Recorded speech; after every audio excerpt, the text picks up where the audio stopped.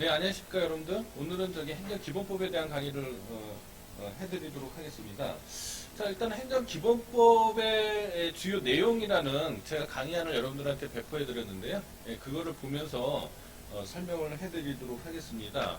자, 우리나라의 그 행정법규가요, 약 5천여 개가 넘는다고 합니다. 그 중에서 행정법령이 약 90% 이상을 차지하고 있거든요. 네. 그 중에서 이 행정명령에 관한 이 원칙과 기본적인 사항을 규정한 총론적인 어떤 법률이 지금까지 제정돼 있지 않았었던 거죠. 예, 않았었는데 드디어 3월 2021년 3월 23일 날 행정기본법이 제정이 됐습니다. 이 행정기본법은 아시아에서는 이런 일이 없었고요. 예, 유럽에서도 전 세계적으로도 행정기본법과 같은 법을 만든 나라는 그렇게 많지 않습니다. 그래서 굉장히 우리나라 이 입법으로서 굉장히 저는 자부심을 갖고 있다. 이런 말씀을 드리고 싶은데요. 자, 일단 행정기본법은 행정의 기본법이자 일반법이라고 할 수 있는데요. 행정의 원칙과 기본 사항을 규정해서 행정의 민주성과 적법성을 확보하고 적정성과 효율성을 향상시킴으로써 국민의 권익보호에 이바지하는 것을 목적으로 3월 23일 날, 올해 3월 23일 날 제정이 됐다. 이렇게 일단 이해를 해주시고요. 그다음에 행정기본법의 내용은요, 활용학설로 정립된 이제 행정의 일반 원칙들이 있어요. 예컨대 뭐 법률 적합성의 원칙이라든지 평등의 원칙이라든지 조금 이따 다시 설명을 해드리겠는데요. 이런 학설과 판례로 정립된 행정의 일반 원칙이 들어가 있고요. 그 다음에 행정절차법에 그 행정에 관한 또 기본적이고 원칙적인 규정들이 있기는 있지만 그 절차적인 어떤 규정들이거든요. 근데 실체적인 사항들이 행정기본법에 보완되어 있다. 그 다음에 개별 법령상의 공통제도들이 있습니다. 개별법상에 있는 여러 가지 공통적인 제도들을 이렇게 통합적으로 잘 정리해서 규정화되어 있다. 이렇게 생각해 주시기 바랍니다. 4개장 40개조로 구성되어 있습니다. 일단 법률의 명칭과 관련해서요. 법률의 명칭과 관련해서 기본법이라는 게 우리나라의 행정기본법 말고도요. 기본법이라는 것들이 여러 가지가 있는데 그 기본법들에는 보통 이제 제도의 기본 이념이라든지 국민의 권리 의무에 관한 사항, 제도의 운영에 관한 기본 계획, 그다음에 국가의 책무 등을 보통 이렇게 총괄적으로 통합적으로 규정해 놓고 개별법에서 그 기본법의 취지에 따라서 기본법의 취지를 구체화하는 개별법들을 제정하는 경우가 왕왕 있고 행정기본법도 그러한 것을 염두에 두고 제정돼 있지만은 그렇지만은 이제 일반적인 기본법보다는 아무래도 좀 규정의 내용으로 볼 때 완비되어 있는 법률 체계는 아니에요. 아직까지도요. 그래서 그럼에도 불구하고 행정기본법이라는 이 명칭을 쓰게 된 것은 이 행정명령의 다른 법률과의 체계경합성을 유지하면서 행정법의 총칙으로서 기능해야 된다는 관점 아래에서 향후 개별 법률을 하나의 법전으로 통합할 수 있는 확장성을 고려해서, 그러니까 향후에 더 보완될 것까지 생각해서, 그래서 조금 다소 기본법으로서는 부족할 수도 있지만은 행정기본법이라는 그런 법률명이 탄생하게 됐습니다. 이렇게 이해를 해주시면 될 것 같습니다. 자, 총칙 규정으로 가서요. 먼저 제1조의 목적 규정이 있고요. 제2조의 정의가 있습니다. 저는 이제 용어의 정의인데요. 먼저 목적 규정을 보면은요. 한번 제가 읽어봐 드리겠습니다. 이 법은 행정의 원칙과 기본사항을 규정하여 행정의 민주성과 적법성을 확보하고 적정성과 효율성을 향상시킴으로써 국민의 권익보호에 이바지함을 목적으로 한다. 그러니까 국민의 권익보호가 이제 가장 최종적인 목표가 되겠죠. 최종적인 목표가 되는데 일단 행정의 목적으로서 행정기본법은 4가지를 제시하고 있습니다. 하나는 민주성을 제시하고 있고요. 또 하나는 적법성, 또 하나는 적정성, 또 하나는 효율성, 이렇게 4가지를 제시하고 있다. 즉 행정기본법에서는 행정의 원리와 기본적인 원칙과 기본 사항을 정하는 것인데, 그렇게 함으로써 행정의 민주성, 적법성, 적정성, 효율성을 달성하는 것을 중간적인 목적으로 하고 있고, 그럼으로써 국민의 권익보호를 이바지하는 것을 최종적인 그런 목적으로 하고 있다, 이렇게 이해하시면 되고요. 그 다음에 제 2조에 정의 규정이 있어요. 정의 규정을 한번 쭉 보도록 하겠습니다. 용어의 정의인데요. 자, 이 법에서 사용하는 용어의 뜻은 다음과 같다 하고서, 먼저 법령에 관한 정의가 있고요. 그 다음에 이 행정청에 관한 정의가 있고요. 그 다음에 당사자에 관한 정의가 있고요. 그 다음에 처분에 관한 정의가 있고, 그 다음에 제재 처분에 관한 정의가 있습니다. 이 행정기본법 전반을 아우르는 이런 용어들에 관해서는 요 2조에서 정의를 하고 있고요. 그렇지 않고 어떤 특정한 절이나 특정한 조에 한정돼서 사용하는 것은 거기에서 따로 용어를 정의하거나 약칭하고 있다, 이렇게 보시면 되겠습니다. 자, 그러면 법령을 어떻게 정의하고 있느냐? 법령은 법률, 대통령령, 총리령, 부령, 국회규칙, 대법원규칙, 헌법재판소 규칙, 중앙선거관리위원회 규칙까지는 뭐 제가 여러 번 강의를 했죠. 근데 여기에 지금 감사원 규칙도 넣어놨어요. 이게 또 좀 특이하고요. 그 다음에 1도는 이에 위임을 받아서 중앙행정기관의 장이 정한 훈령, 예규, 고시, 요것도 이 법령에 넣어놨습니다. 법령 등에 넣은 거죠. 이렇게 정확하게 얘기하면. 법령에 넣어놨는데, 이게 좀 약간 논쟁거리가 되는 거죠. 이게 이른바 법령 보충적 행정규칙이잖아요. 그리고 앞에 이제 감사원 규칙도 이 법령에 넣어놨는데, 이게 법령이라고 하면 보통 이제 법률 더하기 법규명령이라는 의미로 많이 쓰잖아요. 그러니까 이게 자칫하면은 이 감사원 규칙하고 또는 이 법령 보충적 행정규칙, 더 지난 시간에 강의한 대로라면은 행정규칙 형식의 법규명령이죠. 위임고시 같은 거, 이런 것들이 과연 법률 더하기 법규명령에 포섭시킬 수 있는 거냐는 학설상의 대립이 있다고 제가 설명해 드렸죠. 학설상의 대립이 있는데, 먼저 첫 번째 쟁점은 헌법재판소에서 나왔다고 그랬습니다. 그렇게 하는 이 법률 수권조항이 위헌이냐? 헌법재판소에서는 제한적 긍정서를 취하고 있다고 설명을 했고요. 그렇게 위임을 받은 훈령, 예규, 고시나 아니면 감사원 규칙, 이것이 법규명령이냐 아니면 행정규칙이냐는 이제 우리 행정법적인 이슈가 되고, 판례는 상위법령과 결합해서 법규적 효력이 있다, 이렇게 설명을 했습니다. 그러니까 법규명령이다 이렇게 딱 집어서 말했다고 보기 좀 어려운데, 물론 이제 법규명령이라고 표현하는 판결문도 몇 개는 있어요. 근데 법규적 효력이 있다, 상위법령과 결합해서 대외적 효력이 있다, 뭐 이렇게 설명한 것들도 있거든요. 그리고 말씀드렸다시피 학설상으로는 아직까지 대립하고 있습니다.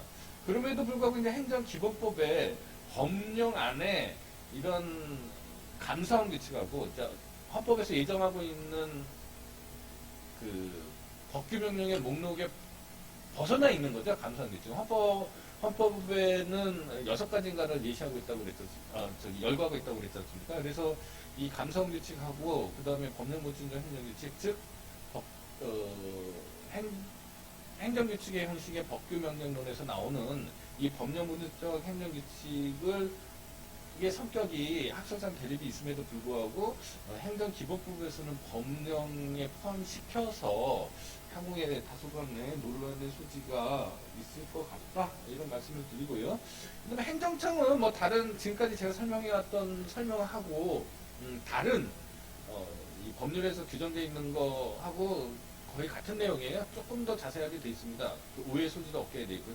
제가 말씀드리면은 행정에 관한 의사를 결정하여 표시하는 국가 또는 지방자치단체의 기관, 그 밖의 법령 등에 따라 행정에 관한 의사를 결정하여 표시하는 권한을 가지고 있거나 그 권한을 위임 또는 위탁받은 공공단체 또는 그 기관이나 사업. 그럼 당사자는 처분의 상대방. 처분도 다른 행정절차법이나 행정심판법, 행정소송법에 있는 거하고 똑같이 되어 있습니다. 행정청이 구체적 사실에 관하여 행하는 법집행으로서 공권력의 행사 또는 그 거부와 그 밖에 이에 준하는 행정작용이라고 규정되어 있는데, 특이한 것은 제재처분, 제재적 처분에 관해서도 정의를 하고 있는데, 법령 등에 따른 의무를 위반하거나 이행하지 아니었음을 이유로 당사자에게 의무를 부과하거나 권익을 제한하는 처분을 제재처분이라고 정의를 해놓고요. 여기서 행정상 강제, 행정강제는 포함시키지 않습니다. 요 정의를 하고 이런 제재적 처분에 대한 제척기간이라든지 제재 처분의 기준이라든지 이런 것들이 뒤에 이제 다시 나오도록 이렇게 규정되어 있습니다. 그 다음에 총칙 규정으로서 국가와 지방자치단체의 책무하고 행정의 적극적 추진 의무를 규정하고 있는데요. 일단 3조 1항에서는 국가와 지방자치단체의 책무를 규정하고 있는데, 그 책무의 하나로서 적법 절차에 따라서 공정하고 합리적인 행정을 수행할 책무하고요, 지속적으로 관련 법령과 제도를 정비 개선할 책무를 제시하고 있고요. 4조에는 행정의 적극적 추진 의무를 규정하고 있습니다. 이 주어가 행정으로 되어 있습니다. 공무원이 아니고요. 그것만 좀 이해해 주시면 될 것 같아요. 그 다음에 다른 법률과의 관계에 관해서는 아까 말씀드렸듯이 행정기본법은 일반법인과 동시에 기본법의 지위를 가지고 있다. 이 부분이 이제 핵심 포인트고요. 거기에 따라서 제가 한번 제 5조를 읽어봐 드릴 테니까 여러분들이 한번 해석을 해보시기 바랍니다. 자, 행정에 관하여 다른 법률에 특별한 규정이 있는 경우를 제외하고는 이 법에서 정하는 바에 따른다. 이게 제 5조 1항인데요. 이 얘기는 뭡니까? 이 얘기가 바로 행정에 관한 일반법이 행정기본법이다. 이런 뜻이고요. 다른 법령에 특별한 규정이 있으면 그 법령에 따른다라는 거죠. 특별법 우선의 원칙이 또 여기에 들어가 있고요. 그 다음 2항, 행정에 관한 다른 법률을 제정하거나 개정하는 경우에는 이 법의 목적과 원칙, 기준 및 취지에 부합하도록 노력해야 된다. 이렇게 규정되어 있습니다. 이 얘기가 바로 이 기본법이라는 거죠. 이른바 부합규정이라고 그래요. 이런 거를. 다른 법령을 제정할 때 행정기본법에 부합해서 제정하도록 이렇게 규정되어 있는 거죠. 이런 걸 이제 부합규정이라고 하는데, 이 부합규정으로 인해서 행정기본법이 기본법의 지위를 가지고 있다는 게 표시가 됩니다. 근데 이제 하나 의문점이, 일반법의 지위를 가지는 부여한 1항하고 기본법의 지위를 부여한 2항과 사이에 모순되는 거 아니냐, 이런 의문이 있는데, 뭐 그렇지 않죠. 왜냐면은 이 1항에서도 다른 특별법이 있으면 거기에 따르라고 돼 있고요. 그 다음에 2항에서도 이거를 고려하라고 돼 있지, 반드시 이렇게 하라고 돼 있는 게 아니다라는 거죠. 그러니까 반드시 이게 양자가 1항하고 2항이 모순되는 규정이라고 생각하실 필요가 없겠다, 이런 말씀을 드리고요. 그 다음 이제 기간 계산에 관한 규정이 있습니다. 제가 뭐 강의 시간에도 말씀을 드렸지만, 기간은, 행정의 기간 계산은 기본적으로 민법에 따르는 게 뭐 일반적이잖아요. 뭐 다른 법률도 마찬가지입니다. 행정기본법도 마찬가지로 6조에서 기간 계산의 일반 원칙을 규정하고 있는 민법을 기본적으로 따르도록 이렇게 돼 있는데요. 이 아까 제재 처분과 같이 국민에게 불리한 처분이나 법령이 있지 않습니까? 그거는 당사자한테 유리하게, 상대방이 유리하게 할 수 있도록 규정이 돼 있습니다. 그래서 마치 그래서 그 초일 불산입 있잖아요. 원래 민법의 일반 원칙은 초일 불산입이고, 그 다음에 마지막 날이 공휴일이거나 뭐 휴일이면 그 다음날 만료하도록 돼 있잖아요. 민법에 따르면요. 근데 당사자한테 불리한 거는 그것들을 다 포함시키는 게 당사자한테 유리하겠죠. 예컨대 영업정지 2개월 처분을 했는데 초일을 산입해 주는 게 당사자한테 유리한 거잖아요. 또 말일이 일요일이나 토요일인 경우에 포함시켜주는 게 당사자한테 유리하잖아요. 이런 때에는 당사자한테 유리하도록 이렇게 법률이 규정되어 있고요. 그 다음 7조에는 이 법령의 시행일에 대한 규정이 있어요. 근데 이거는 사실은 일반적인 국민들에게는 이게 뭐 권리의무에 영향을 미치긴 하지만 그렇게 유심히 어, 생각했던 그런 규정이 아닌데 행정기본법에 이거를 넣는 이유는 이게 우리들을 생각하고 일반적인 어떤 생각하고 다르게 이 법령의 시행일에 관한 기간 계산이 약간 독특해요. 예, 그래가지고 그거를 실무 가능이 법제처 실무 가능이 약간 좀 독특합니다. 그래서 그걸 아예 그냥 법제화 시켰다 이렇게 이해하시면 됩니다. 그럼 제가 한번 읽어봐 드릴게요. 제6조 행정에 관한 기간의 계산 제1항 법령에 관한 기간의 계산에 관해서는 이 법 또는 다른 법률에 법령 등의 특별한 규정이 있는 경우를 제외하고는 말씀드렸다시피 민법을 준용하는 거죠. 이 민법의 기간 계산에 관한 규정은 법 일반에 관한 규정으로 이해하는 겁니다. 자, 그 다음에 2항은 아까 그 특징입니다. 법령들 또는 처분에서 국민의 권익을 제한하거나 의무를 부과하는 경우 권익이 제한되거나 의무가 지속되는 기간의 계산은 다음 각호의 기준에 따른다. 즉 당사자한테 상대방한테 유리하도록 되어 있습니다. 제1호 기간은 일주, 월 또는 연으로 정한 경우에는 그 기간의 첫날을 산입한다. 원래 초일 불산일인데 초일을 산입하도록 한 거죠. 기간의 말일이 토요일이나 공휴일인 경우에도 그 기간은 그달로 말한다. 그래서 상대방한테 좀 유리하게 해석할 수 있도록 규정화되어 있습니다. 그 다음에 법령 시행일에 관한 기간 계산은 좀 법제처 실무에 따라서 입법화 됐다고 말씀드렸잖아요. 제가 읽어봐 드릴게요. 제7조 법령 등 훈령, 예규, 고시, 지침 등을 포함한다. 이하 2조에서 같다의 시행일을 정하거나 기간을 계산할 때는 다음 각호의 기준에 따른다.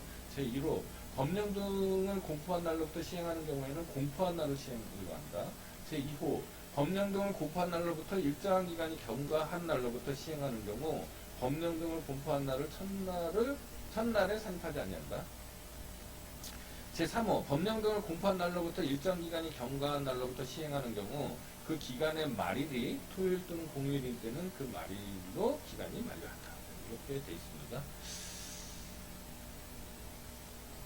예, 그 다음에 행정의 법원칙들이 있죠. 예, 제가 여러분들한테 강의를 했던 행정의 법원칙들인데 이 행정의 법원칙들은 원래는 학설과 판례로 인정되어 왔던 것들이잖아요. 예, 그런 건데 이런 것들을 다 입법화시켜서 이 담당 공무원들에게 이게 실전법이다. 이제는 그냥 단순한 행정의 원리가 아니고 막연한 행정의 원리가 아니고 실전법이다라는 거를 행정기본법에서 선언했다.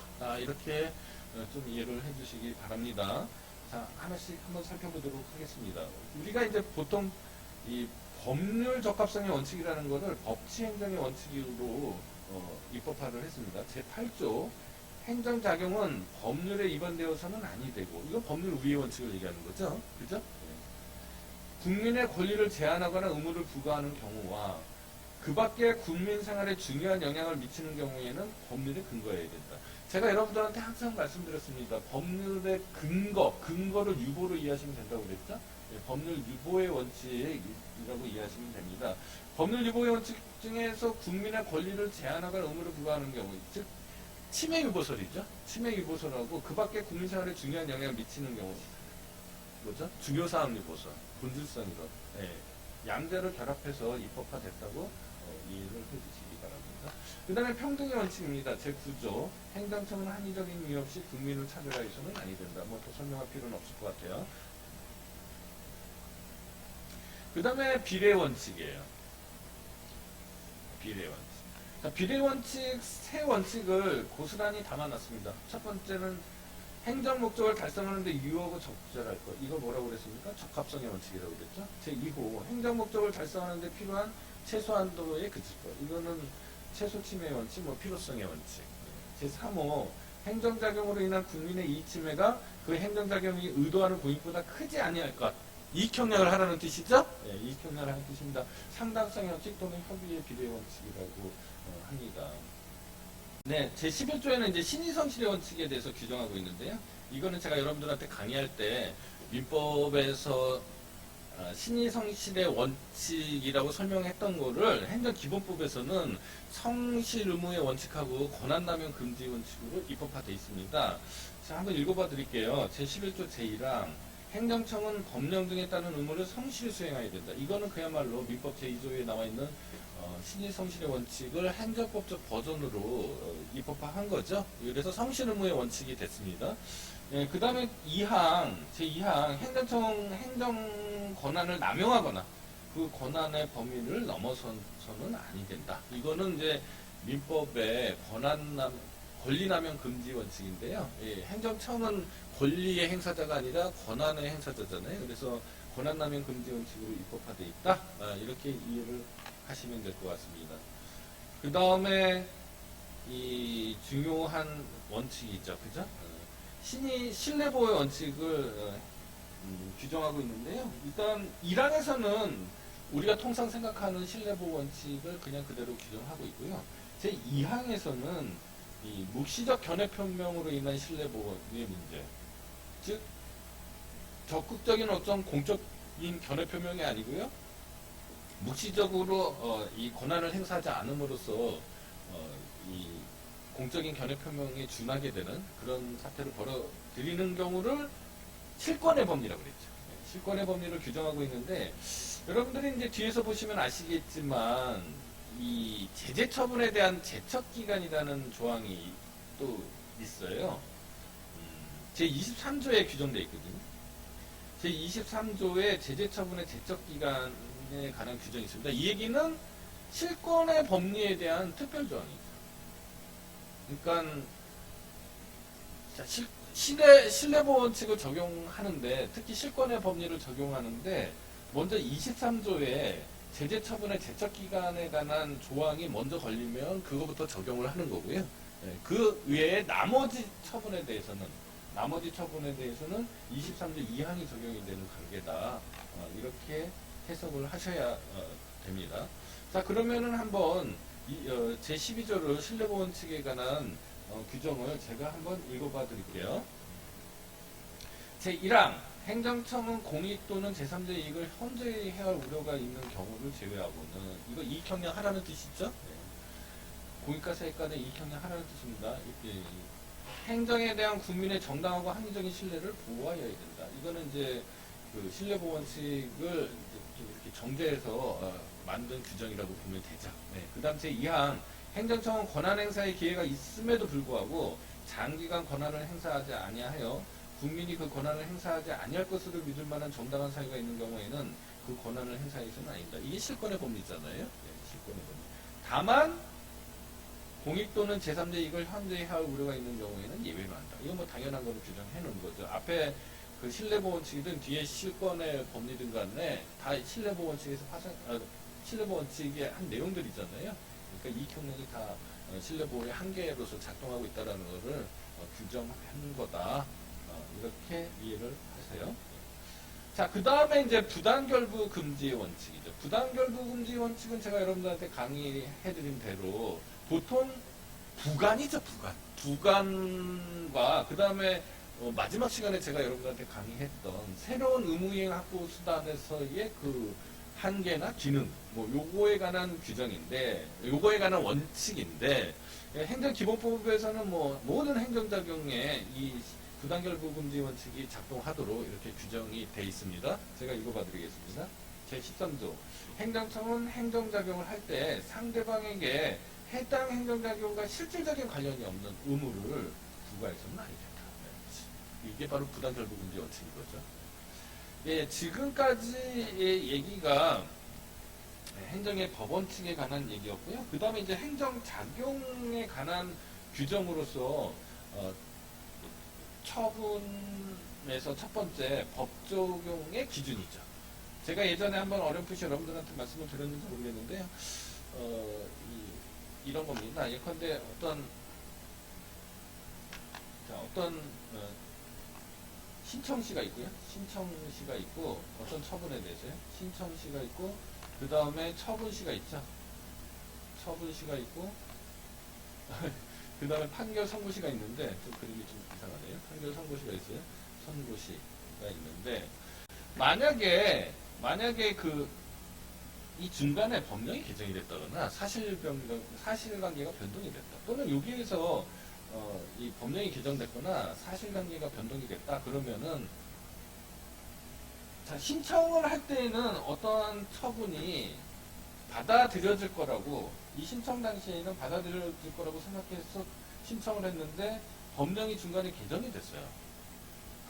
개정이 돼서 이제는 신청한 대로 처분을 할 수 없도록 되어 있습니다. 그래서 이런 경우에 과연 신청시를 기준으로 처분을 할 거냐, 아니면 처분 당시를 기준으로 처분할 거냐가 문제인 거죠. 시점이 중요하지 않습니까?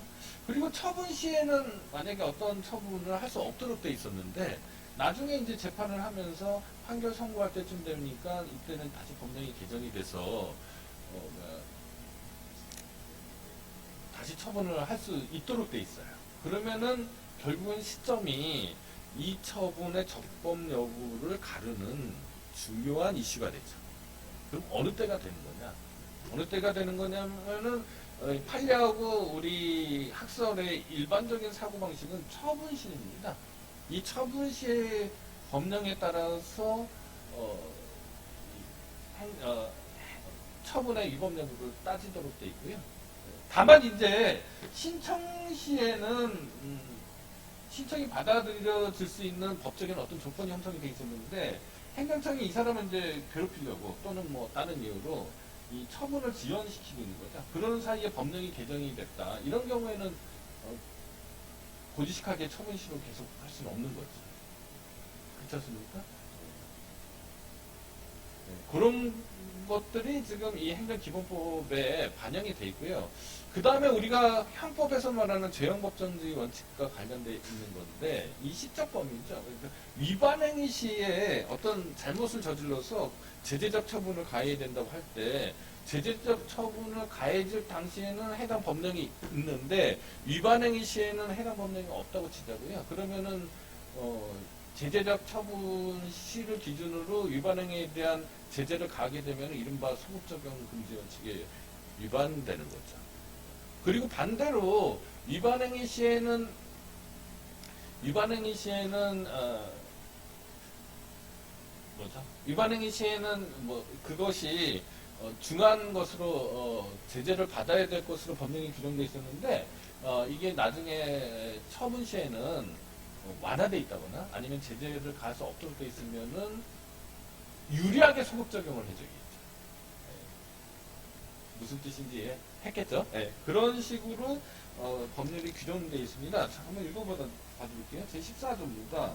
제1항 새로운 법령 등을 법령에 특별한 규정이 있는 대로 제외하고는 그 법령의 효력 발생 전에 완성되거나 종결된 사실관계 또는 법률에 대해서는 적용되지 아니한다. 이거는 일반적인 소급 적용 금지 원칙에 관한 규정이죠.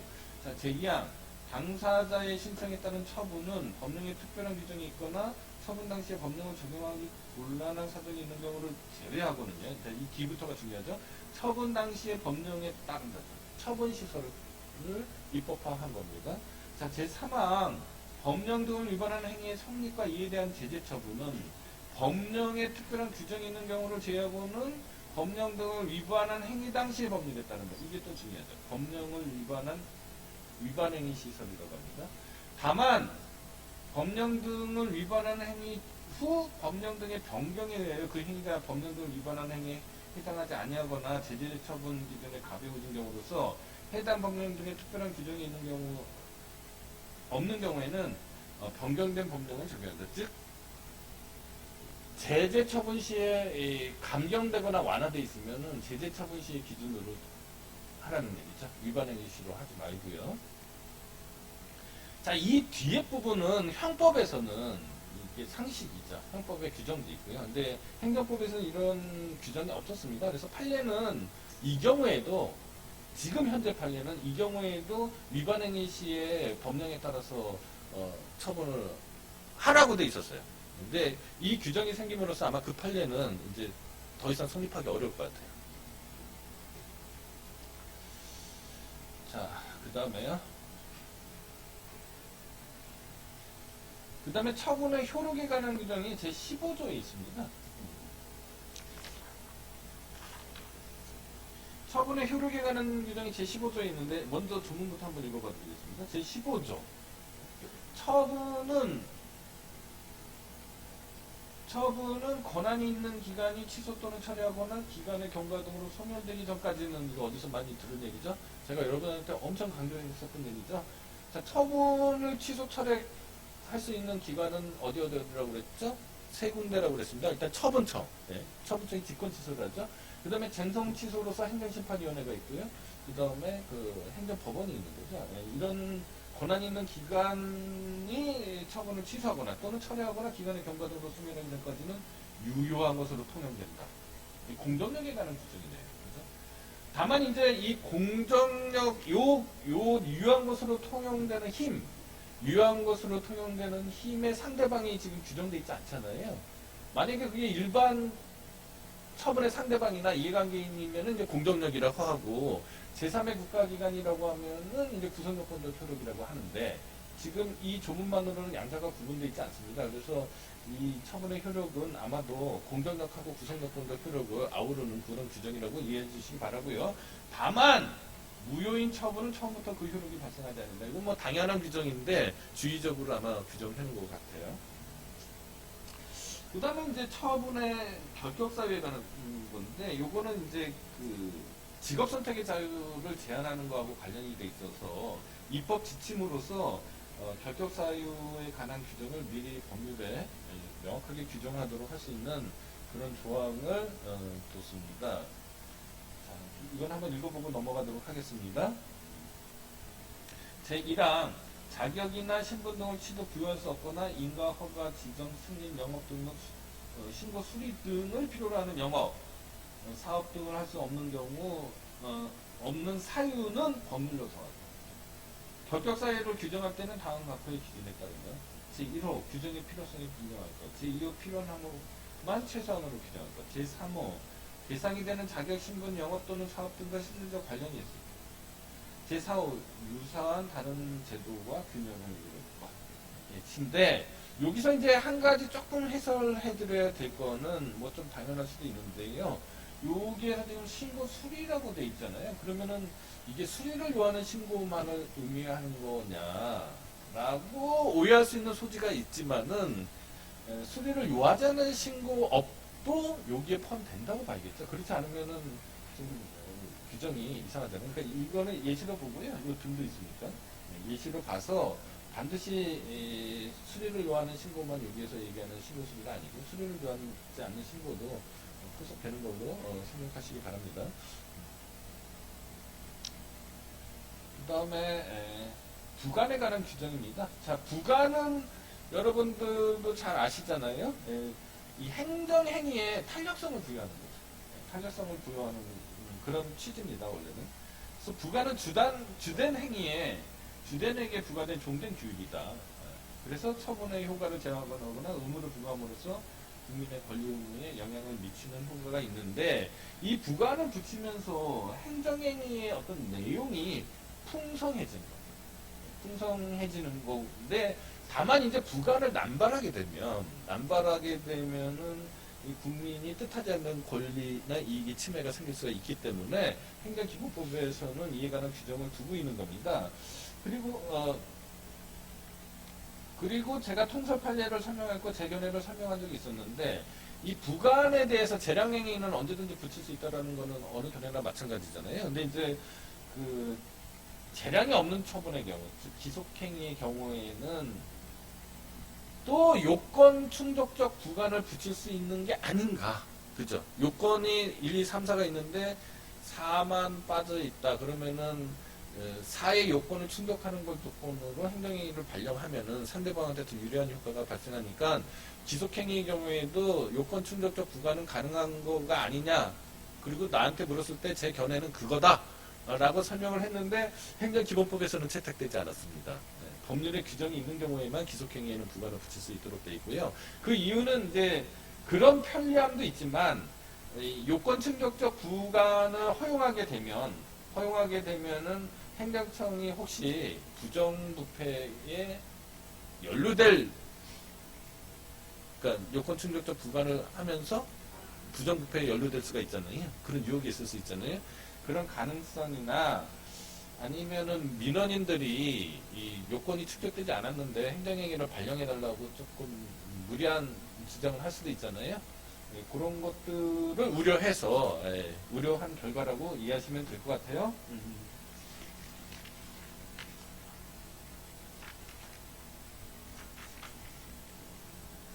그래서 재량행위의 경우에는 부관이 자유롭고요. 재량행위가 아닌 경우에는 기속행위인 경우에는 법률에 규정이 있는 경우에만 부관을 붙일 수 있도록 이렇게 해놨습니다. 그 다음에 부관의 한계에 대해서 제가 설명을 강의 시간에 한 적 있잖아요. 그게 고스란히 또 입법화되어 있고요. 그 다음에 이 부관을 사후부가 할 수 있는지에 대해서도 제한적 긍정설에 더한 게 판례라고 설명을 했는데 판례대로 입법이 됐습니다. 제가 한번 읽어봐 드릴게요. 들어보시면은 다 이해가 되는 얘기들이에요. 자, 제17조 제1항 부관. 행정청은 처분의 재량이 있는 경우에는 조건, 기한, 부담, 철회권의 유보 등의 부관을 붙일 수 있다. 이거는 다 예시 규정이겠죠. 이거 말고도 또 부관이 있을 수 있잖아요.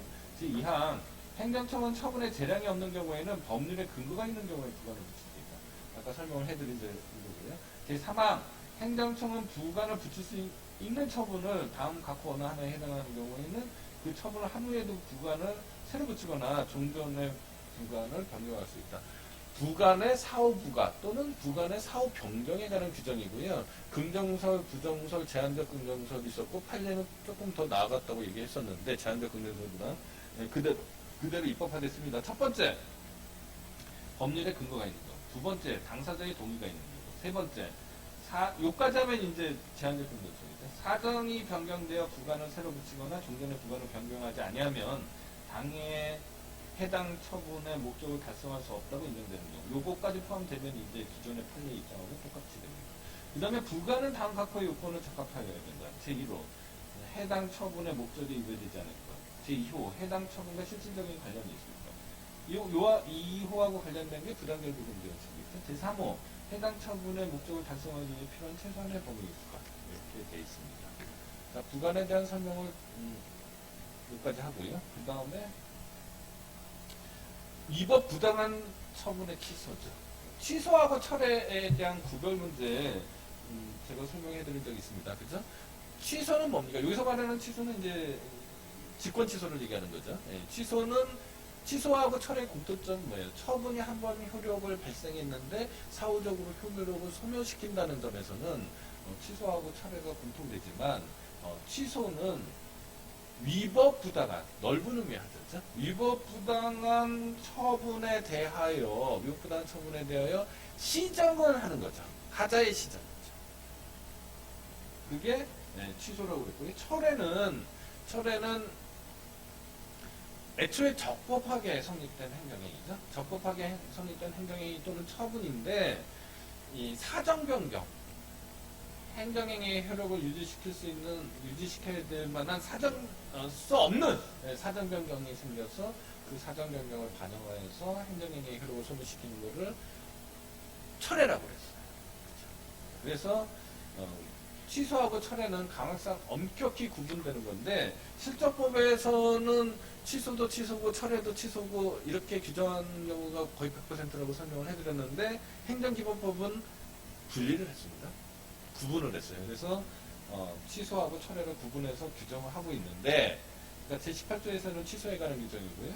제19조는 철회에 관한 규정입니다. 자, 취소나 철회에 관해서 제가 말씀드린 대로 수익적 행정행위의 취소나 철회가 중요한 거죠.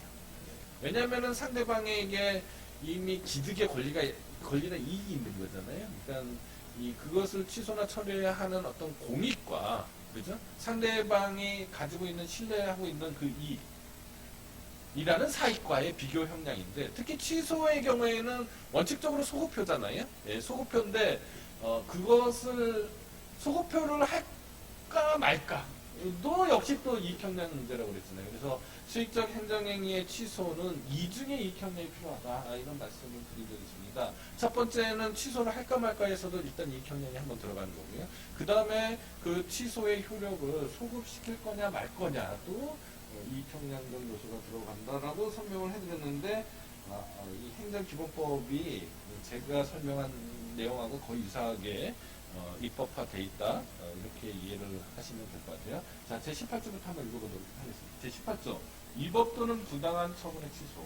제1항 행정청은 위법 또는 부당한 처분의 취소나 일부를 송파하여 취소할 수 있다. 이렇게 되어 있고요.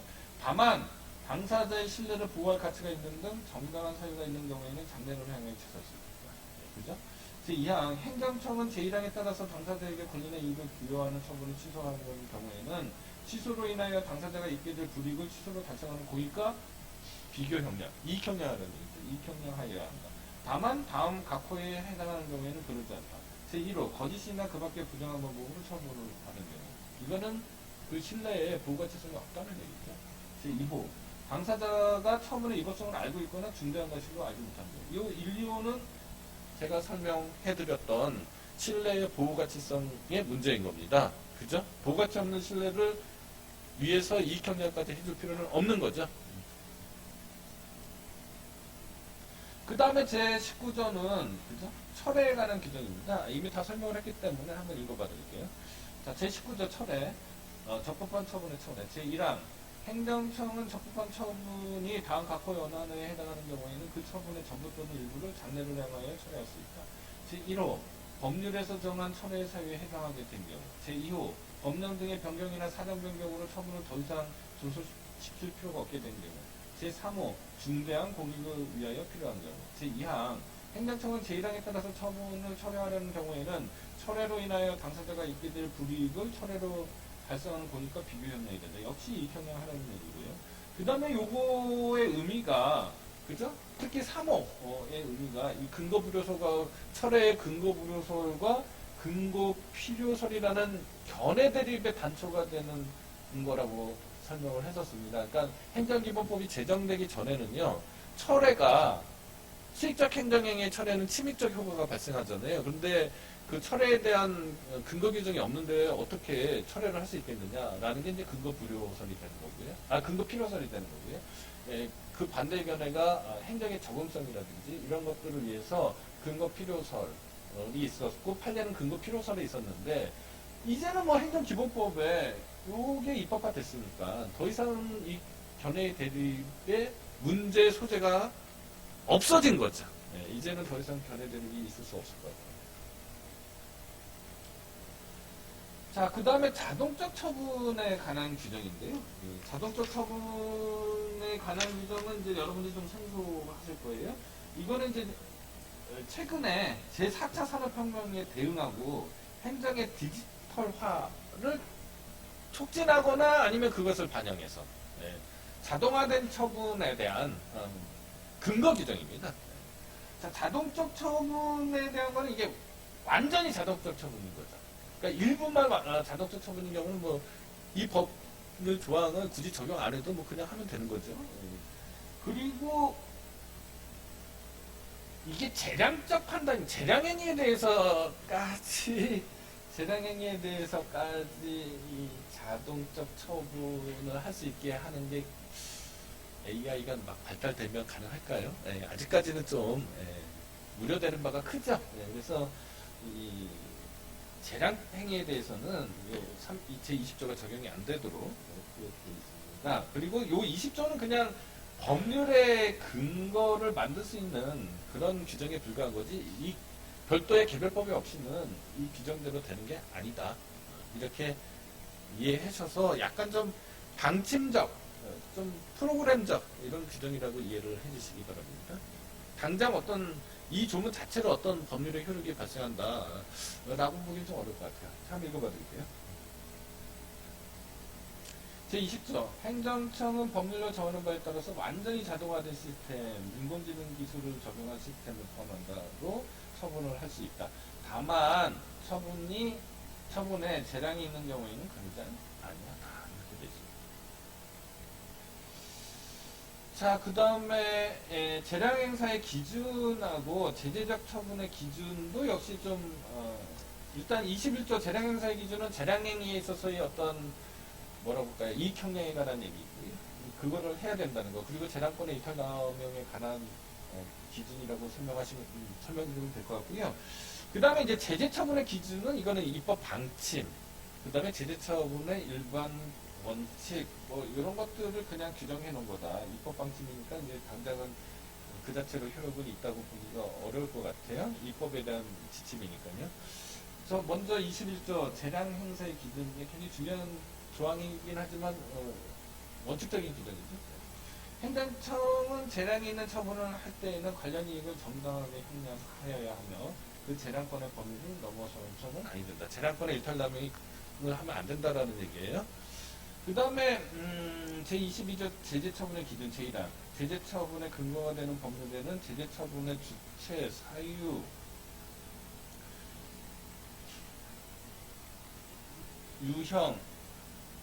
유형 및 상한을 명확하게 규정해야 된다. 이 경우 제재처분의 유형 상한을 정할 때는 해당 행위의 특수성 및 유사한 위반 행위의 형사성 등을 종합적으로 고려해야 된다. 제2항 행정청은 재량이 있는 제재처분을 할 때는 다음과 같의 사유를 고려해야 된다.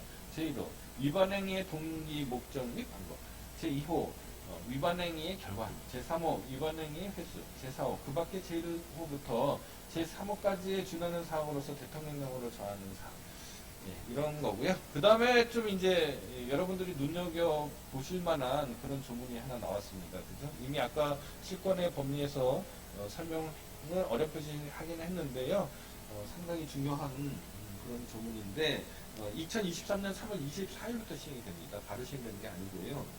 아까 실권의 법리에 대한 설명을 했는데 그 실권의 법리에 대한 특별 규정이라고 일단 이해를 해주시면 될 것 같고요. 그러니까 처분권자가 상당 기간 권한 행사를 하지 않는 거죠.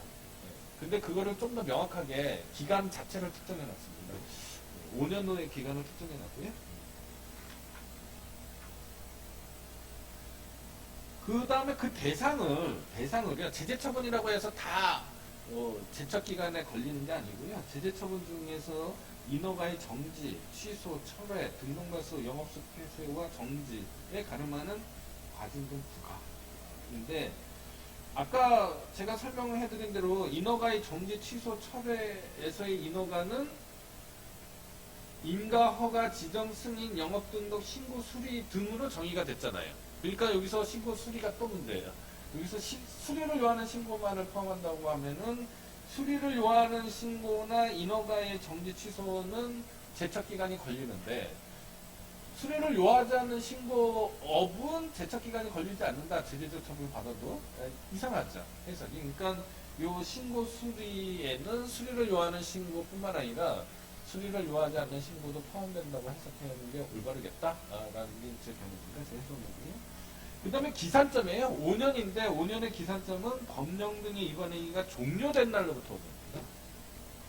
요거는 약간 좀 견해 차이가 있을 수 있어요. 독일의 경우에는 행정청이 제재 처분을 할 수 있는 날로부터 몇 년 이렇게 돼 있거든요. 제재 처분을 할 수 있는 날로부터 몇 년이냐, 아니면 위반 행위를 종료한 날로부터 몇 년이냐이죠. 근데 행정기본법은 위반 행위가 종료한 날로부터 5년으로 입법화해 놨습니다. 그 다음에 위반 행위가 종료된 날이니까요. 예컨대 무허가 영업의 경우에는 무허가 영업을 시작한 날이 있고 계속 유지하다가 무허가 영업을 종료한 날이 있죠. 그럼 기산점은 언제가 되느냐? 위반 행위가 종료된 날이니까 무허가 영업을 종료한 날로부터 기산하는 겁니다. 그죠? 그때부터 5년이 되는 거예요. 그렇게 해석을 해주시기 바라고요. 그다음 판결 등에 따라서 제재 처분이 취소된 경우에는 그죠? 1년이죠. 1년. 합의자 행정기관의 경우에는 2년 이렇게 되는 겁니다. 자, 그럼 한번 조문을 읽어봐 드리겠습니다. 제23조 제재 처분의 제척기간. 행정청은 법령전의 위반행위가 종료된 날부터 5년이 지나면 해당 위반행위에 대해서 제재 처분, 인허가의 정지, 취소, 철회, 등록 말소, 영업소 폐쇄와 정지에 가름하는 과징금 부과를 할 수 없다. 제2항 다음과 코의 어느 하나에 해당하는 경우에는 제1항을 적용하지 아니한다. 제1호 이게 실권의 법리에 대한 즉 신뢰보호 원칙에 대한 특칙이니까 신뢰 보호 가치성이 없는 경우나 아니면 이익형량의 결과를 반영한 경우들이죠. 제1호 거짓이나 그 밖에 부정한 방법으로 인허가를 받거나 신고를 한 경우. 제2호 당사자가 인허가나 신고의 위법성을 알고 있었거나 중대한 과실로 알지 못한 경우. 제3호 정당한 사유 없이 행정청의 조사, 출입, 검사를 기피, 방해, 거부하여 제척기간이 지난 경우. 제4호 제재 처분을 하지 아니하면 국민의 안전, 생명 또는 환경을 심각하게 해치거나 해칠 우려가 있는 경우. 행정처분 제1항의 경우에도 불구하고 행정심판의 재결이나 법원의 판결에 따라서 제재 처분이 취소 철회된 경우에는 재결이나 판결이 확정될 때부터 1년, 합의제 행정기간은 2년이 지나기 전까지는 그 취지에 따른 새로운 제재 처분을 할 수 있다는 거예요. 어떤데? 다른 법률에서 제1항 및 제3항의 기간보다 짧거나 긴 기간을 규정하고 있으면 그 법률에서 정한 바에 따른다. 이렇게 되어 있습니다. 제재 처분을 할 수 있다. 예, 그 다음으로 가서요. 그 다음에는 이제 인허가 의제에 관한 건데요.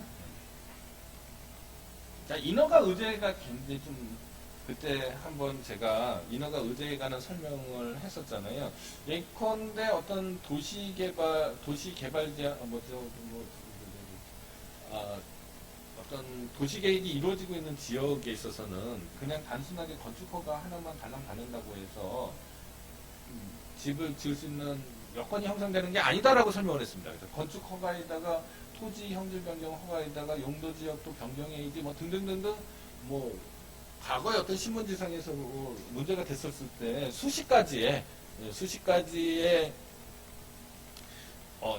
허가를 받아야지만 비로소 이제 뭐 영업을 할 수 있다거나 아니면 건축을 할 수 있다거나 이런 문제점 때문에 인허가 의제제도 인허가 의제제도라는 걸 만들었다고 그랬어요. 그래서 신청인이 뭐 건축가에 가서 건축 허가 신청만 하면 이게 돌아다니는 거죠. 그래서 뭐 도시계획과가 가지고 뭐 용도 변경 뭐 절차를 취하고 그 다음에 뭐 토지 형질 변경하고 하고서 다 협의가 되면 신청인에게 건축 허가 하나만 주지만은 사실은 각각의 허가들이 다 포함된 건축 허가가 되는 거죠.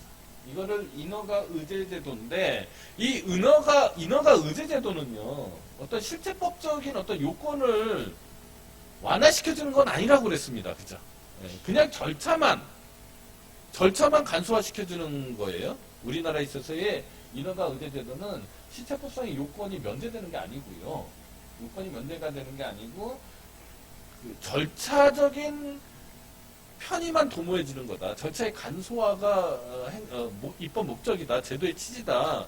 요거를 일단 이해하셔야 돼요. 따라서 자, 이 인허가 의제가 되려면 이 과들과 사이에 이 부처들 사이에 이 협의가 필요하면은 이 협의를 거쳐야지 해당하는 인허가가 의제가 되는 거예요. 만약에 요 협의가 빠졌어요. 요 협의가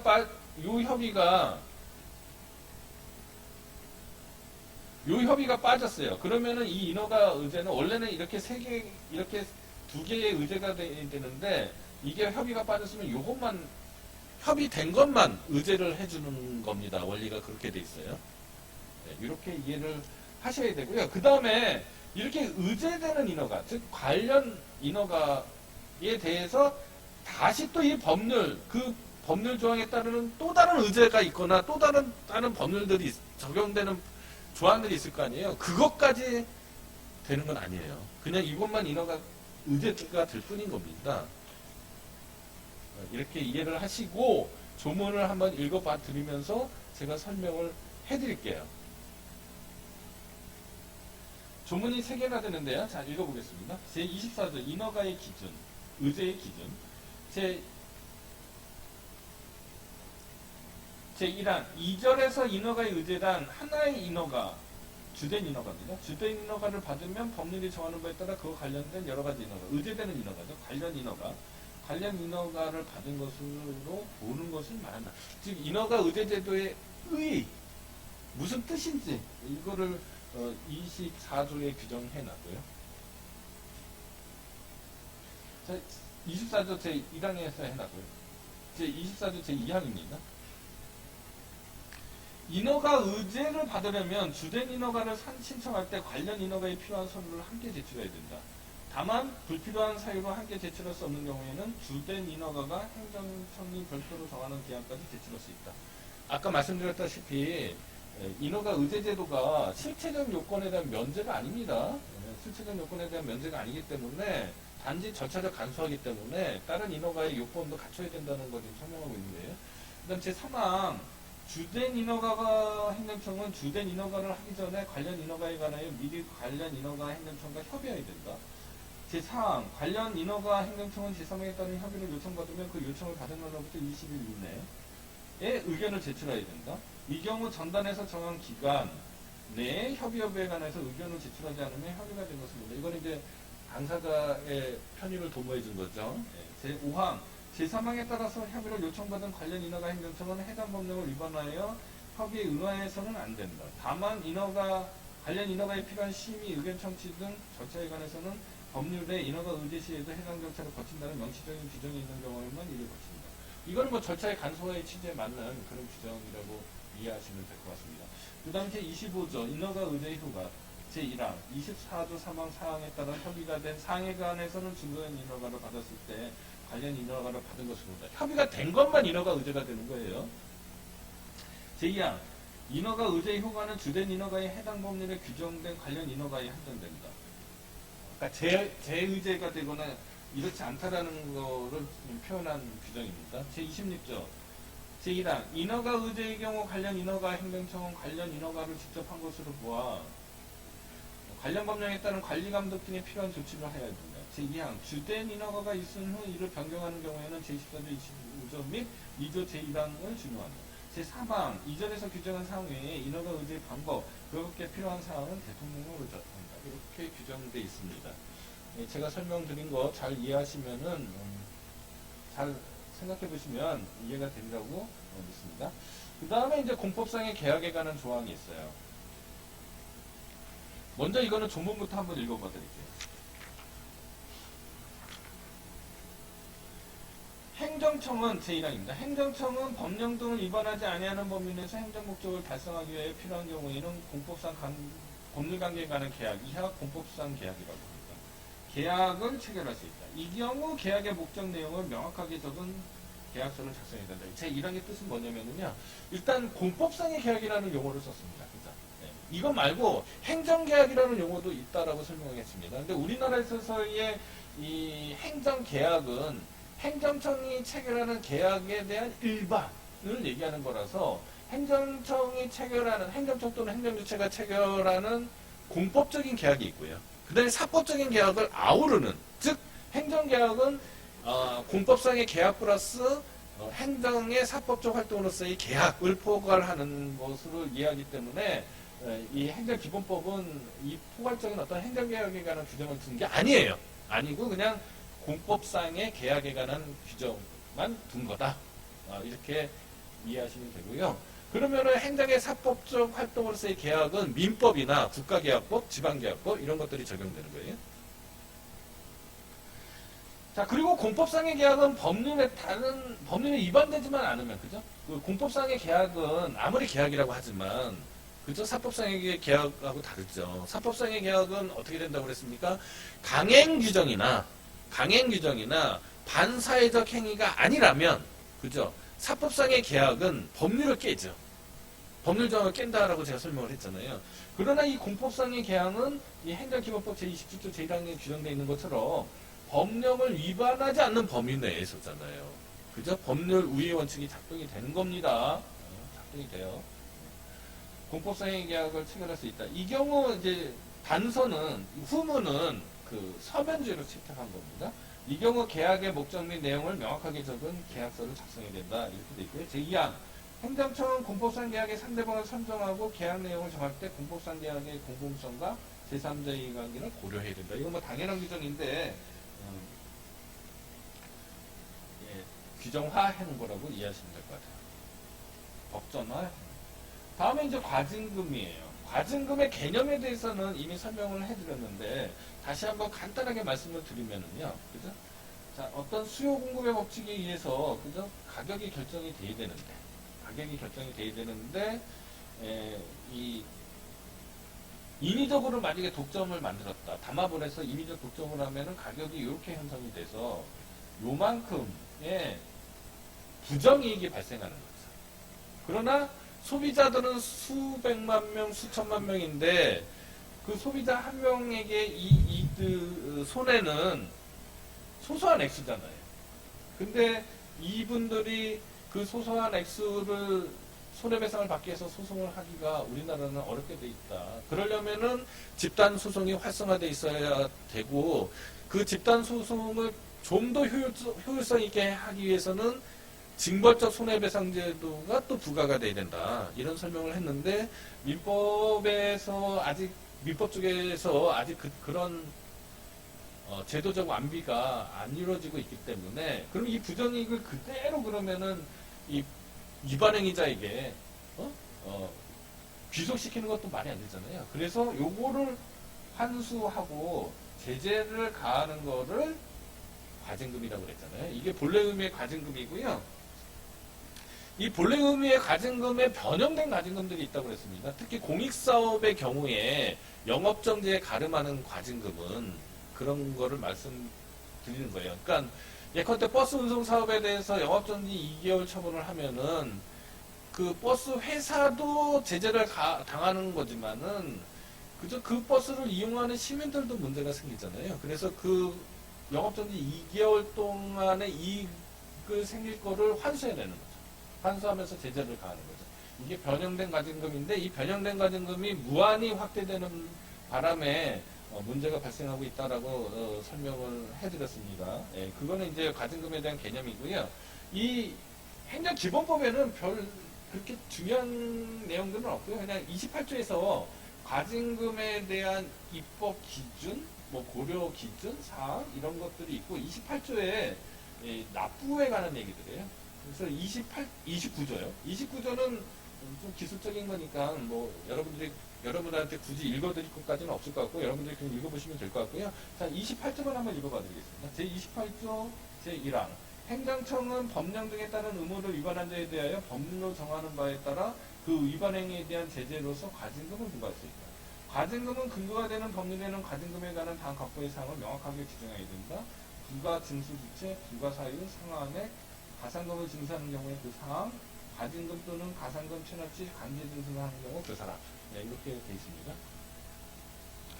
자, 그 다음에 30조로 가서 행정상 강제죠. 네, 요것도 제가 설명을 해드렸는데, 강제와 제재가 있다라고 했습니다.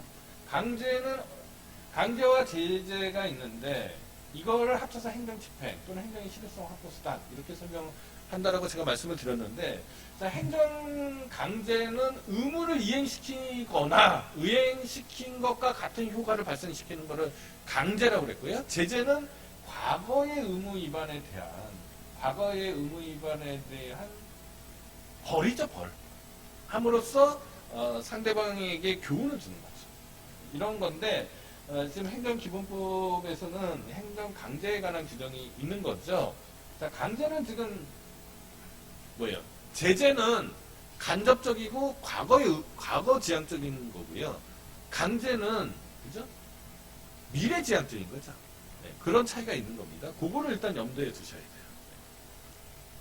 그 다음에 행정강제는 다시 또 두 가지 종류가 있다라고 얘기했습니다. 행정상의 강제집행이 있고요. 그 다음에 즉시강제라는 게 있거든요. 그 둘의 차이는 의무불행이 선행돼 있느냐 안 돼 있느냐 이거의 차이라고 설명을 했고, 자, 그러면은 제30조에는 지금 제가 설명한 그대로의 정의에 관한 것들이에요.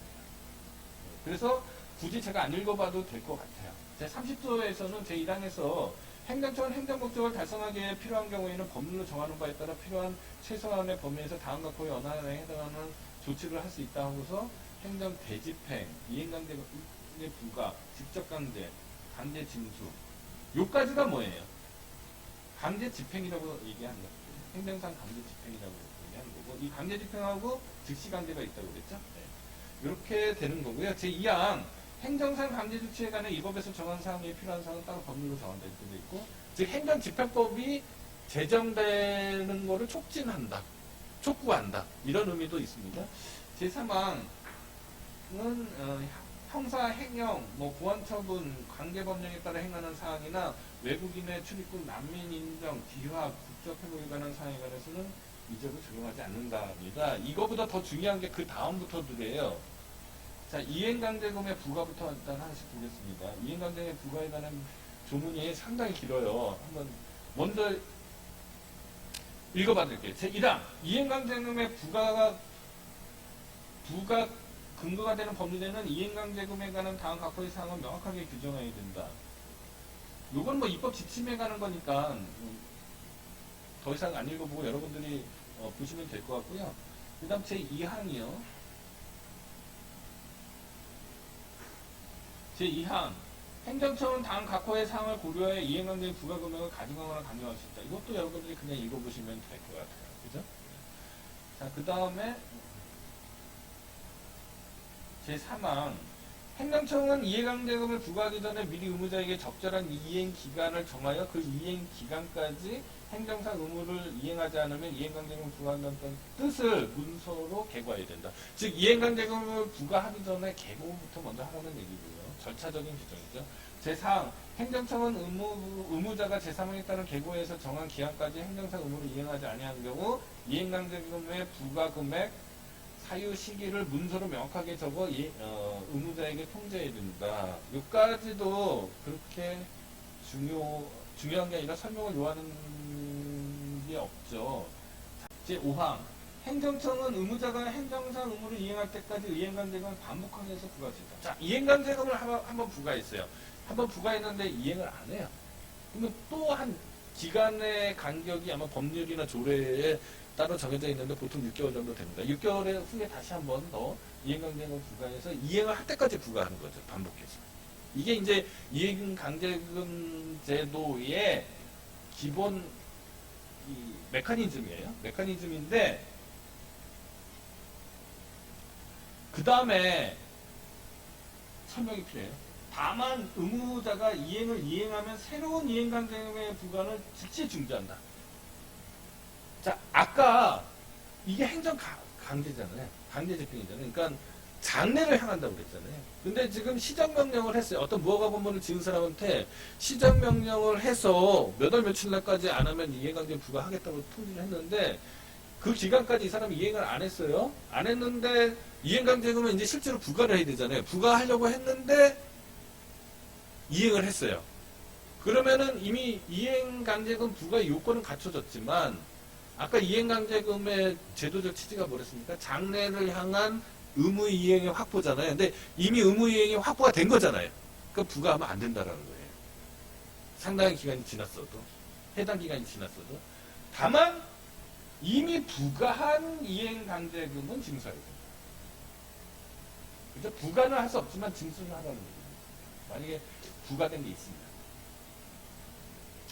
제6항 행정청은 이행강제금을 부과받은 자가 납부 기한까지 이행강제금을 내지 아니하면 국세 강제징수 이해 또는 지방행정 제재 부과금의 징수 등에 관한 법률에 따라 징수한다. 그리고 32조는 직접강제에 관한 규정이고요. 33조는 즉시강제에 관한 규정입니다. 이미 교과서적인 거하고 같기 때문에 특별히 설명을 요하지 않습니다. 자, 그 밖에 행정작용인데요.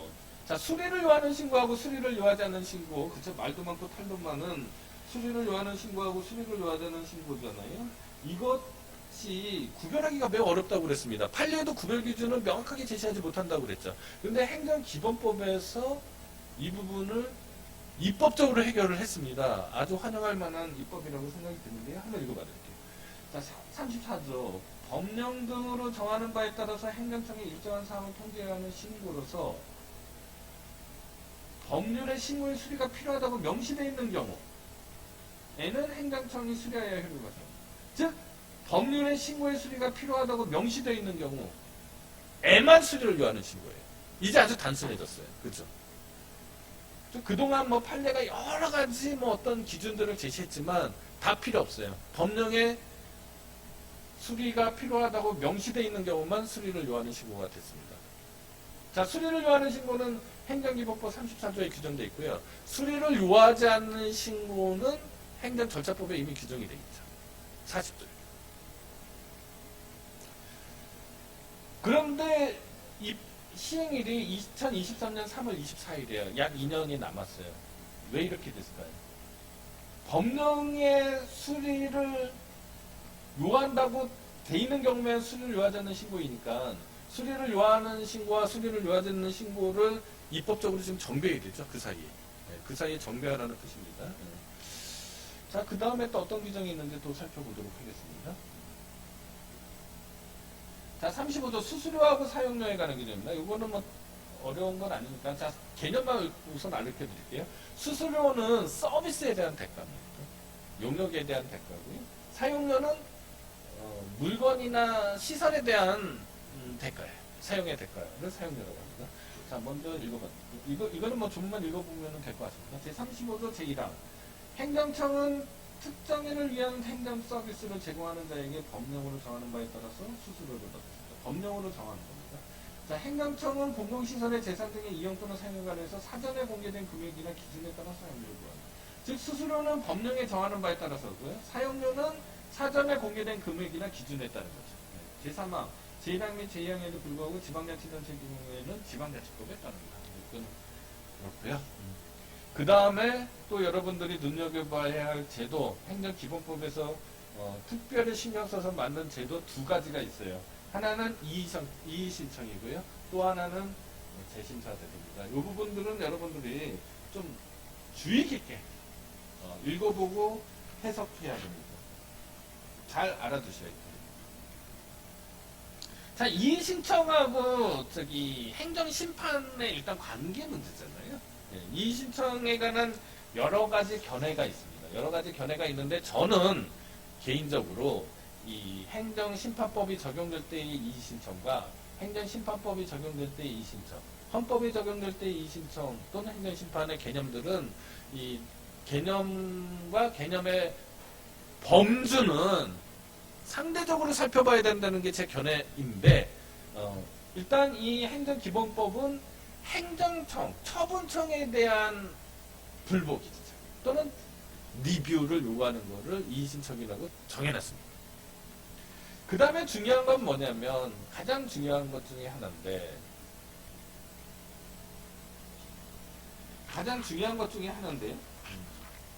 이 행정기본법을 통틀어서도 가장 중요한 규정 중에 하나라고 생각이 되는데 자, 이의신청을 하느라고요.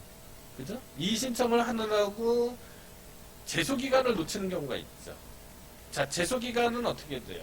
처분이 있음을 안 날로부터 90일, 처분이 있은 날로부터 1년이잖아요. 행정심판을 거친 경우에는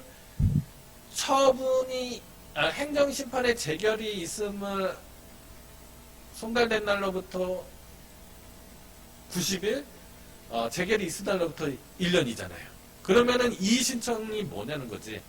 나는 이의신청의 결과도 행정심판의 결과하고 준해서 생각해서 행정심판의 재결에 관한 조항을 적용해서 이의신청에 대한 결정이 송달된 날로부터 90일, 있은 날로부터 1년으로 해석해야 된다는 게 제 견해라고 설명해 왔거든요.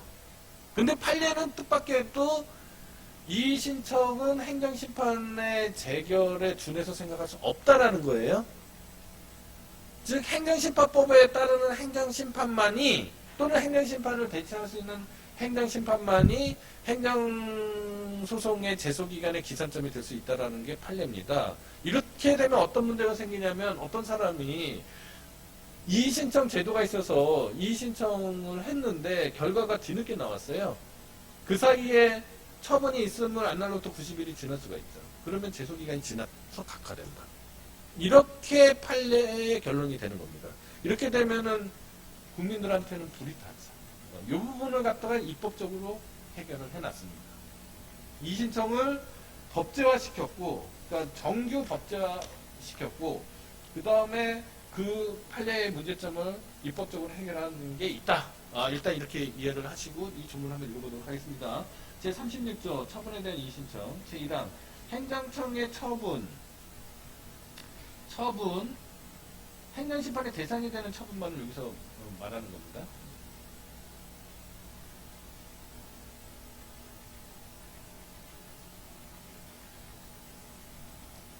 처분의 당사자는 처분을 받은 날부터 30일이에요. 30일 내에 이의신청을 할 수 있고요. 당해행정처, 즉 처분청에도 할 수 있습니다. 제2항. 행정청은 제1항에 따른 이의신청을 받으면 그 신청을 받은 날로부터 14일 이내에 이의신청에 대한 결과를 신청인에게 통지해야 된다. 다만 부득이한 사유로 14일 내에 통지할 수 없는 경우에는 그 기간을 만료된 다음 날부터 기산해서 10일의 범주 내에서 한 차례 연장할 수 있고 연장 사유를 신청인에게 통지해야 된다. 제3항 제1항에 따라서 이의신청을 한 경우에도 그 이의신청과 관계없이 행정심판법에 따른 행정심판 또는 행정소송법에 따르는 행정소송을 제기할 수 있다. 즉 이의신청은 필요적 전치가 아니란 뜻입니다. 임의적 전치라는 뜻이에요. 그러니까 이의신청을 해도 되고 안 해도 되고 그 뜻이에요. 제4항 이의신청에 대한 결과를 통지받은 후 행정심판 또는 행정소송을 제기하려는 자는 그 결과를 통지받은 날로부터 90일 이내에 행정심판 또는 행정소송을 제기할 수 있다. 이게 아까 제가 말씀드린 그 특징, 그 행정 판례하고 다른 점이죠. 제5항 다른 법률에서 이의신청과 이에 준하는 정책에 대해서 정하고 있는 경우에도 그 법률에서 규정하지 아니한 사항에 관해서는 2조에서 정한 것에 따른다. 제6항 제1항부터 제5항까지 규정한 사항 외에 이의신청의 방법 및 절차 등에 관한 사항은 대통령령으로 정한다. 제7항 다음 각호의 어느 하나에 해당하는 사항에 대해서는 2조를 적용해야 된다. 그 적용 배제 사유는 여러분들이 읽어보시면 될 것 같아요. 자, 그런 다음에 또 행정기본법을 제정하는 데 있어서 중요한 제도인 처분의 재심사 제도를 보도록 하겠습니다. 처분의 재심사 제도는 뭐냐면 말이에요. 자, 우리가 판결이 있잖아요.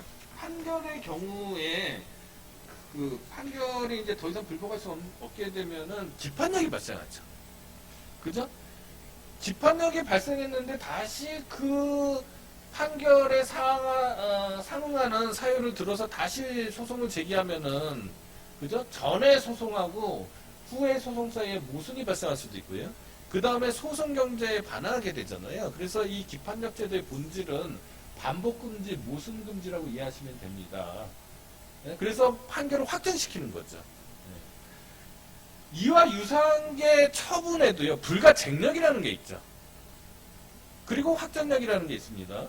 그래서 처분도 90일 처분이 있으면 안 날로부터 90일, 아까 제소기간이죠. 그거를 지나서는 더 이상 처분에 대해서 불복할 수 없는 거죠. 근데 이 불가쟁력은 처분의 상대방만 구속하는 거지 처분청에 대해서는 적용되는 게 아니에요. 그래서 불가쟁력이 발생했다고 해도, 즉 제소기간이 도과했다고 해도 처분청은 직권으로 하자를 신청할 수 있죠. 직권으로 취소를 할 수 있습니다. 예, 이건 부가적인 법률 지식이고요. 자, 이렇게 처분의 확정력이라는 게 있어요. 판결의 기판력과 마찬가지로. 근데 판결에도요, 재심 사유라는 게 있습니다. 기판력을 깨는 사유가 있잖아요. 그쵸? 기판력은 좀처럼 깨지지 않는데 이 재심 사유가 있으면 기판력을 깨게 됩니다. 그래서 재심 판결이, 재심을 인용하는 판결이 기판력을 깨는 거의 유일한 제도가 되는 거죠. 자, 판결이 더 엄격한 국가 적용임에도 불구하고 재심 제도가 있는데 처분은 물론 중요하고 정식적인 국가 활동이고 행정 작용이긴 하지만 판결만큼 그렇게 엄격한 절차와 엄격한 형식으로 이루어지는 국가 적용은 아님에도 불구하고 처분에 대해서 재심에 관한 조항이 없는 거죠. 근데 행정기본법에 처분의 재심사 제도가 생겼습니다. 그래서 이게 굉장히 큰 의미가 있다. 라는 건데 이게 약간 좀 이 행정청으로서는 걱정되죠. 왜냐하면 국민들이, 처분을 받은 국민들이 재심사 신청을 남발할 수가 있잖아요.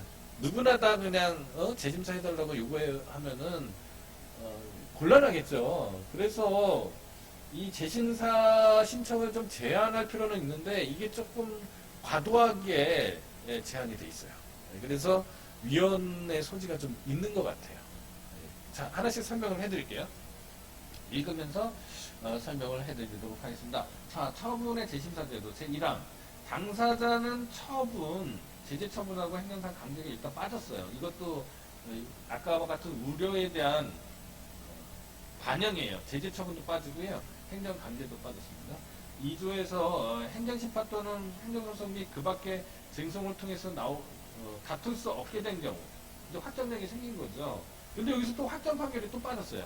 그래가지고 아주 그냥 많이 빠졌어요. 많은 부분이 빠져 있습니다. 왜냐면 아까도 얘기했던 재심사 신청의 남발을 우려해서 그런 거예요. 다음 각호의 어느 하나에 해당하는 경우에는 해당 처분을 하는 행정청에게 처분을 취소, 철회, 변경해 줄 것을 신청하는 거죠.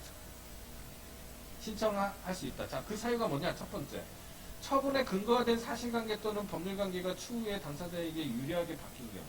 두 번째, 당사자에게 유리한 결정을 가져다 줬을 새로운 증거가 있는 경우. 세 번째, 민사소송법에 따른 재심 사유 같은 경우가 발생합니다. 이런 경우에는 마치 재심제도처럼, 기판력에 대한 재심제도처럼 처분의 재심사가 허용이 된다라는 거예요. 근데 거기서 벌써 제재 처분하고 행정상 강제가 빠져 있고요. 그다음 확정 판결을 받은 경우도 빠져 있어요. 자, 그 다음 제2항. 제1항에 따른 신청은 해당 처분의 절차, 행정심판, 행정소송 및 그 밖의 쟁송에서 당사자가 준비한 것이 없이 제1항 각호의 사유를 주장하지 못한 경우에만 할 수 있다. 이것도 역시 자기가 권리 행사를 할 수 있었음에도 불구하고, 그러니까 처분의 절차라든지 행정심판, 행정소송 그 밖에 쟁송에서 다툴 수 있었음에도 불구하고 중대한 가시 다투지 않은 경우에는 재심사를 제한하는 거죠. 그러니까 아까 얘기했던 재심사의 남발을 또 한 번 여기서 견제하는 제도적 장치가 또 있는 거예요, 이 그 다음 제3항.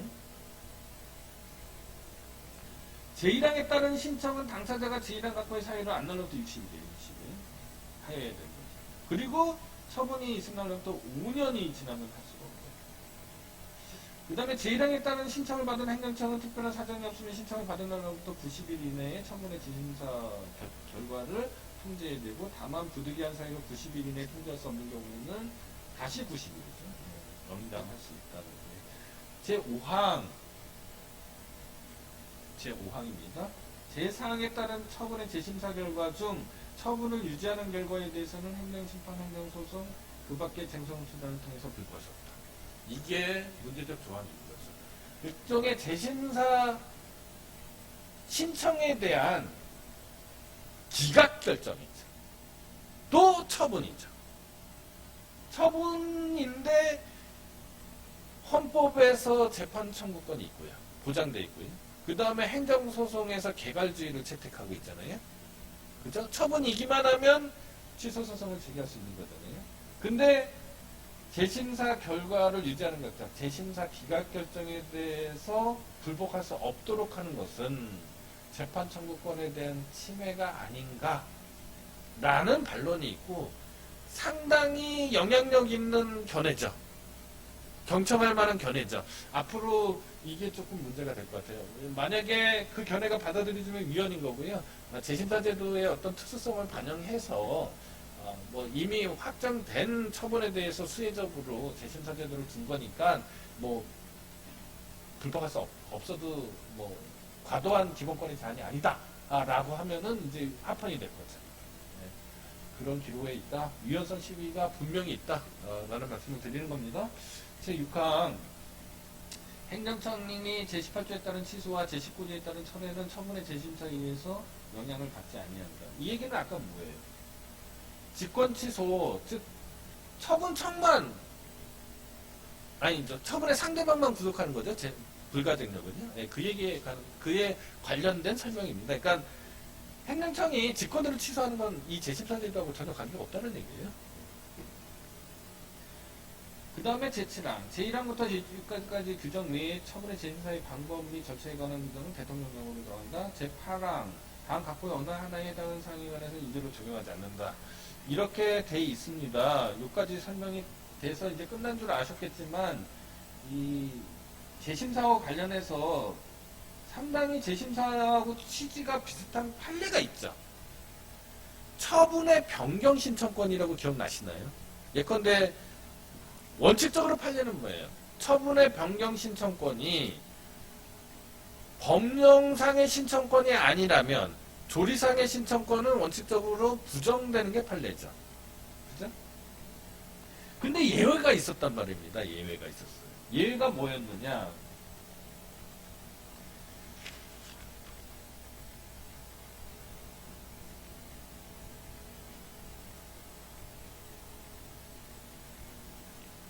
예외가 있었어요. 그 예외 중에 하나가 처분에 대한 변경 신청을 인정하지 않으면은 그 당의 처분을 거부한 것 같은 효과가 발생하는 거죠. 수익적 행정에 있어서. 그죠? 예, 그런 경우에는 조리상의 신청권을 인정해주지 않으면은 이제 다툴 수 있는 방법이 없는 거잖아요. 그 다음에 제3자의 이익을 침해한다는 특별한 사정이 있는 경우, 이런 경우에는 예외적으로 신청인에게 조리상의 신청권을 인정했습니다. 즉, 판례는요, 처분의 취소, 철회, 변경 신청권을 도시계획 위반 제한권과 같이 국토계획법상에서 인정되고 있는 법령상의 신청권이 아닌 한 조리상의 신청권을 인정해서 처분의 취소, 철회, 변경 신청을 허용하지 않습니다. 원칙적으로요. 만약에 그거를 인정한다라고 하면은 제소기간을 둔 취지가 형해야 된다라고 보는 거잖아요. 그리고 그렇게 도시계획과 같은 경우에는 수범자가 수천만 명이 될 텐데 그거를 다 일일이 행정 인력이나 소송 인력으로 커버할 수 없다라는 거지 않습니까? 다만 예외적으로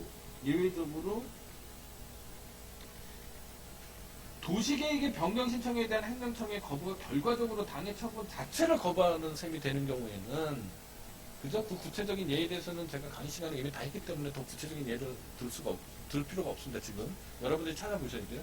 네, 그런 경우나 아니면은 제3자의 이익을 침해한다는 특별한 사정이 있는 경우에는 예외적으로 조리상의 신청권을 인정하는 경우가 있었죠. 그러니까 조리상의 신청권이, 처분 변경 신청권이 조리상의 신청권으로 예외적으로 인정되는 경우에는 처분의 재심사 제도하고 거의 유사한 제도가 되는 거죠. 그런데 이 조문, 처분의 재심사 제도가 있으니까 이제 판례가 말하는 조리상의 처분 변경 신청권은 없어지는 거냐 라고 생각하면 안 된다라는 겁니다. 그러니까 판례가 인정하는 조리상의 신청권하고 처분 변경에 관한 조리상의 신청권하고 이 제도는 전혀 별개의 제도라고 이해해 주시기 바랍니다. 이게 뭐 그렇게 해석하는 거가 어떤 정설이거나 아니면은 법률의 해석상 당연히 그렇게 된다라고 볼 수는 없어요. 없지만은 이 처분의 재심사 제도는 기존의 기판력과 유사한 처분의 확정력에 대한 예외를 인정하는 제도이고, 기왕의 국민들을 보호하기 위한 권리구제 기회를 한 번 더 주기 위한 거기 때문에 그 판례가 원래부터 인정하고 있던 조리상의 신청권을 부정하는 취지를 읽으면은 제도의 취지하고 맞지 않는 거죠. 그렇게 이해해 주시기 바라고요. 그 다음에 행정의 입법 활동은 뭐 국민들의 하고보다는 법제 당국이나 이런 데에 더 그쪽을 향한 그런 조문이니까 여러분들이 그냥 한번 읽어보시면 될 것 같고요. 그 다음에 이제 행정 절차법하고 행정 기본법이 이제 된 거잖아요. 행정의 전반을 아우르는 법률이 두 개의 기둥이 생긴 겁니다. 하나는 행정 기본법이고요. 주로 이제 실체적 상황에 관한 거고, 그 다음에 행정 절차법인데요. 행정 기본법을 제정 과정에서요. 행정기본법은 법제처가 소관하고 있고요. 행정절차법은 행정안전부가 소관하고 있습니다. 이게 여러분들은 좀 납득하기 어려우시겠지만 부처 간의 협의도 굉장히 중요하거든요. 법률정을 만들 때. 근데 이 행정기본법에서 규정하려고 했던 것들이 행정절차법에 관한 사항이다라는 행정안전부의 어떤 이의제기가 있었어요. 그래서 행정기본법에 담지 않고 행정절차법의 개정사항으로 하기로 한 게 있습니다. 그리고 그런 내용을 담은 행정절차법이요. 행정절차법 개정안이요. 2021년 4월 9일 날 국회에 제출이 돼서 조만간 입법화 될 것인데, 뭐 시간 관계상 그 한 번만 말씀드리면 확약이 있습니다. 그게 행정절차법 개정안 40조의 2가 될 거고요. 그 다음에 위반 사실의 공표 제도가 있어요. 행정절차법 개정안 40조의 3이 될 거고요. 그 다음에 행정계획에 관한 형량명령이 있습니다. 그게 행정절차법 개정안 40조의 4가 될 겁니다. 시간 관계상 뭐 자세한 설명을 하시고 없는 게 좀 안타깝긴 한데요. 여러분들이 한번 읽어봐 두시면은 충분히 이해할 수 있는 거라고 생각이 듭니다. 자, 오늘은 행정기본법에 관한 기본적인 사항을 설명드렸습니다. 감사합니다.